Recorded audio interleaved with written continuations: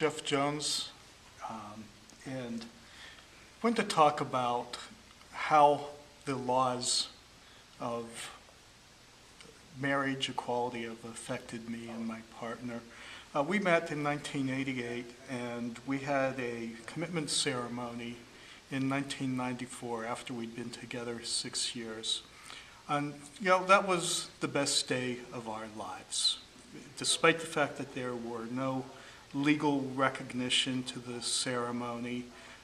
Civil unions weren't even on the horizon in Vermont at that point. And in fact, our commitment ceremony was the first commitment ceremony my husband and I had ever been to. It was a little bit strange for us and for everybody else who attended, because they'd never been to a commitment ceremony either. But when it happened, everybody said, "Oh, this is just like anybody else's ceremony." But afterwards, we always had trouble describing our relationship. We didn't want to use the word married because in a legal sense we weren't married, and we didn't have a marriage recognized by any other authority either. So we tended to call ourselves partners for many years, which generally resulted in confusion among people. Some people understood right away that we were each other's life partners, but lots of people would ask, "Oh, what business are you in?"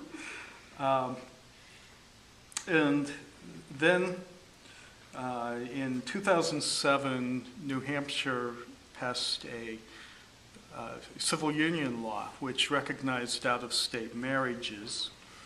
And well, at that time I was still working in Boston, and the civil union in New Hampshire would not be recognized in Massachusetts, so we decided to go to Canada and get married.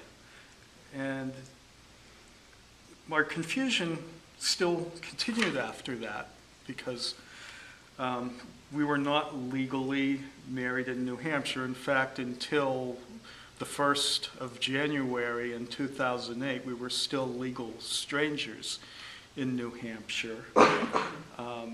And most forms that you fill out don't have a checkbox on them for a domestic partner or civil union. You're either married or you're not. But finally, in 2009, New Hampshire House and Senate passed the Marriage Equality Bill, which, by the way, I was in the gallery when that vote was taken in the House, and that was the best moment of my life, or of both of our lives. It was much easier then to explain to people who we were. A lot of times people will ask, "Are you married?" I say, "Yes." "And your wife's name is?" And I said, "My husband is Mark," and I've never had anybody respond to that less than professionally.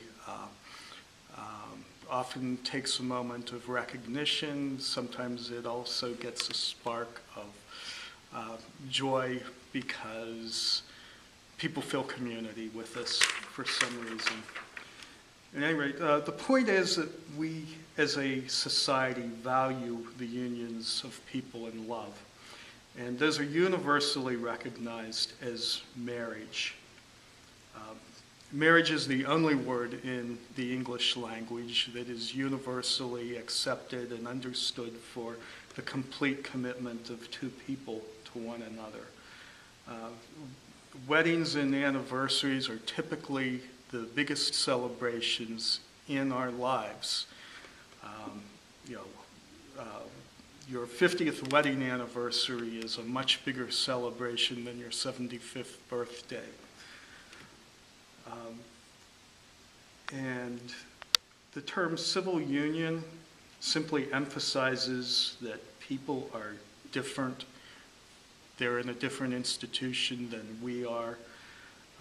In fact, I've run across many people who say, "Oh, well, you're just playing house." when you say you're married, they understand it's not just a plain house. And we're at a point where